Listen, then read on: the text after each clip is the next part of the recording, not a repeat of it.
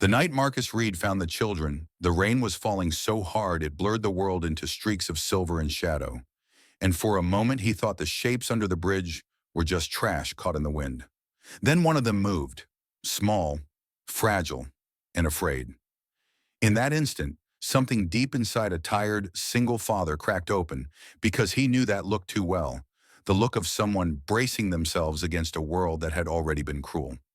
He had no idea that this chance encounter, under a forgotten bridge in a quiet American town, would unravel a truth so powerful it would change every life involved forever. Before we go further, if you believe in kindness, second chances, and the power of doing the right thing even when no one is watching, please take a moment to like this video, share it with someone who needs hope, comment your thoughts, and subscribe to the channel. Your support helps stories like this reach more hearts. Marcus Reed was a single father in his late 30s, living on the edge of Dayton, Ohio. His life had narrowed into simple routines since his wife Emily passed away from cancer 5 years earlier. Every morning started before sunrise, packing lunches, tying shoelaces, and kissing his young daughter Lily on the forehead before heading to work at the city maintenance department. The job paid little, but it was steady, and steady was what Marcus clung to. Grief had taught him that nothing else could be trusted. That night, Marcus was finishing an emergency call about flooding near the old river bridge. The bridge had been scheduled for repairs for years, but never quite made it to the top of the city's priority list.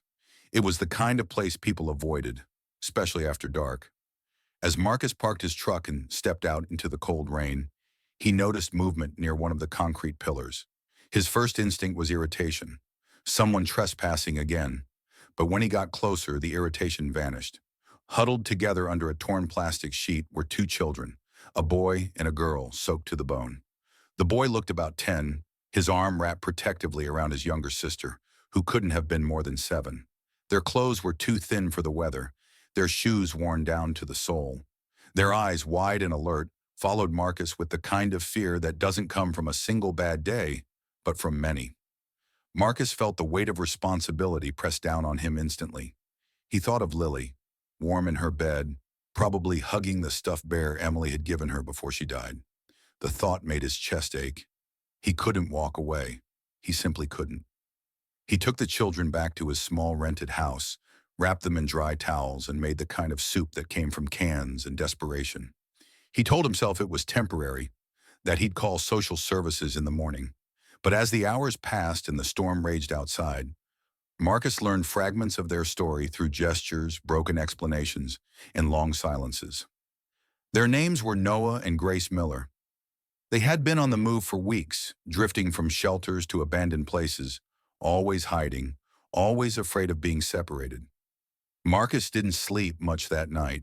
He sat at the kitchen table watching the children finally rest on the couch, Lily curled up beside them as if they had always belonged there.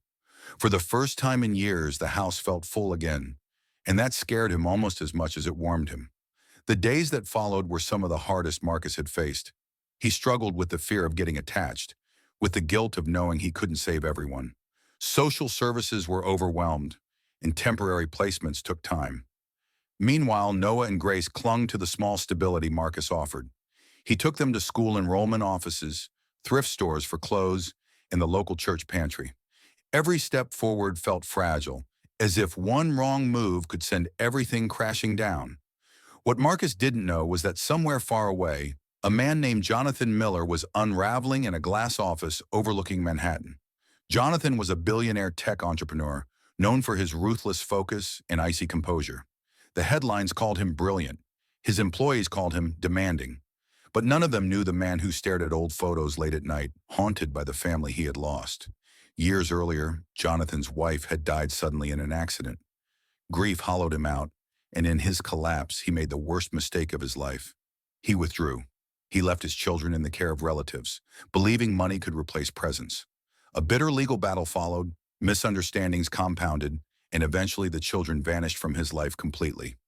By the time he realized what he had done, it was too late, or so he thought. Back in Ohio, Marcus noticed something strange.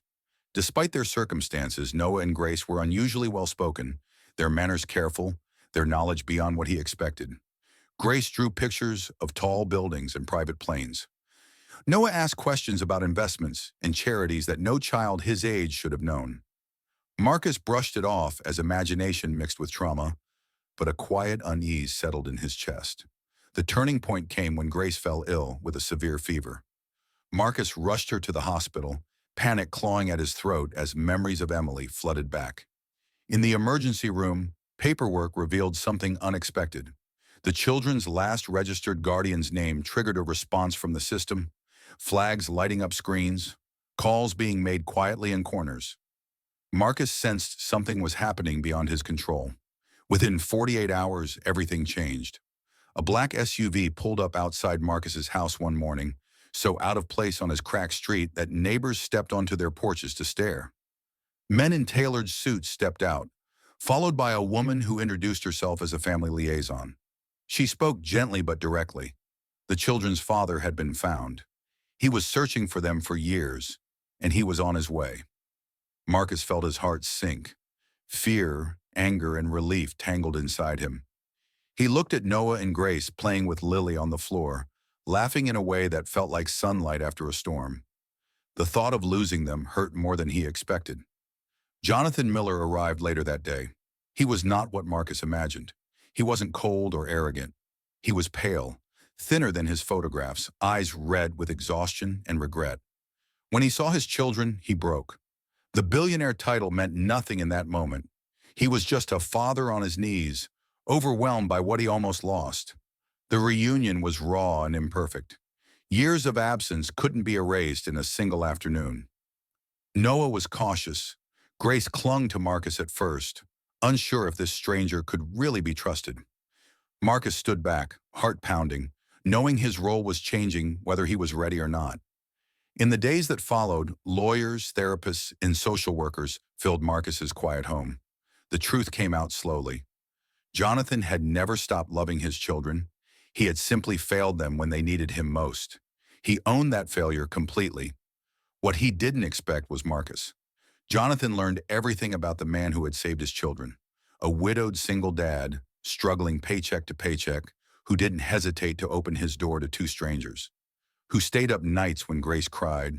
Who taught Noah how to fix a bike chain and showed both kids how to feel safe again. What happened next surprised everyone. Jonathan didn't take his children away immediately. Instead, he asked Marcus to stay involved.